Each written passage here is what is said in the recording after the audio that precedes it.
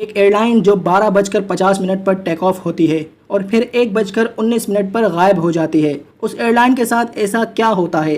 اس کی حقیقت جان کر آپ بھی حیران ہو جائیں گے۔ 8 مارچ 2014 ملیشین ایئر لائن کا ایک جہاز بوئنگ MH370 ملیشیا کے کیپٹل کوالالمپور سے ٹیک آف ہوتا ہے، مگر وہ اپنی منزل چائنا کے کیپٹل بیجنگ تک نہیں پہنچتا ہے۔ رات 1:19 پر یہ جہاز ملیشیا کی باؤنڈری سے نکل گیا اور اب اس جہاز کو ویتنام کے شہر ہوچی من کے ایئر کنٹرول ٹاور سے رابطہ کرنا تھا۔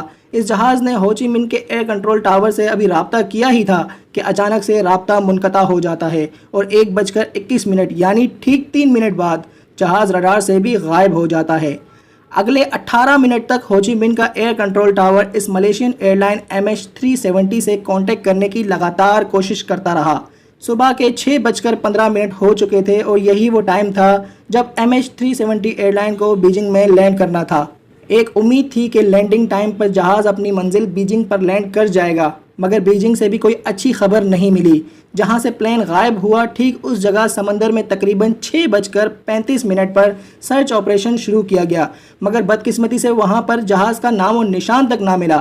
جہاز کا اچانک سے غائب ہو جانا کسی کو بھی ہضم نہیں ہو رہا تھا، اور اگر جہاز اس ایریا پر سمندر میں کریش بھی ہوا ہوتا تو اتنا بڑا جہاز ہے، کچھ نہ کچھ سمندر پر تیرتا ہوا ضرور ملتا۔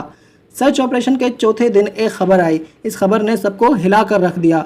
8 مارچ کو 1:21 پر جب جہاز ریڈار سے غائب ہوا تھا تو وہ سویلین ریڈار سے غائب ہوا تھا، مگر ملیشین ملٹری کے ایک ریڈار پر اگلے 1 گھنٹے تک شو ہوتا رہا۔ اس ریڈار سے پتہ چلا کہ سویلین ریڈار سے غائب ہونے کے بعد جہاز نے چند منٹوں کے لیے رائٹ پہ جانا شروع کیا اور پھر یو ٹرن کر کے واپس ملیشیا کی طرف جانے لگا۔ 31 منٹ کے اندر جہاز نے ملیشیا کے شہر پیننگ کو کراس کیا۔ جہاز ملٹری ریڈار سے انڈین اوشن تک 2:22 تک ڈیٹیکٹ ہوا اور پھر اس ریڈار سے بھی غائب ہو گیا، جس کے بعد انڈین اوشن میں سرچ آپریشن کیا گیا اور وہ بھی ناکام رہا۔ کچھ دنوں بعد ایک اور خبر سامنے آئی جس نے ساری سچویشن ہی بدل دی۔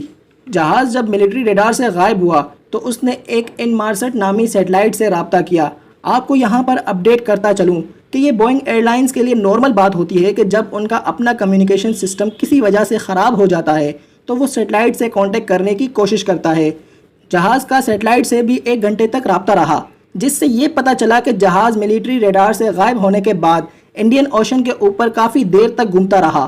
اس کے بعد جہاز نے نہ ہی کسی ریڈار سے اور نہ ہی کسی سیٹلائٹ سے رابطہ کیا، یعنی جس وقت ریسکیو ٹیم جہاز کو پہلی بار ڈھونڈ رہی تھی اس وقت جہاز فلائی کر رہا تھا، لیکن اس کی لوکیشن وہاں سے بہت دور تھی۔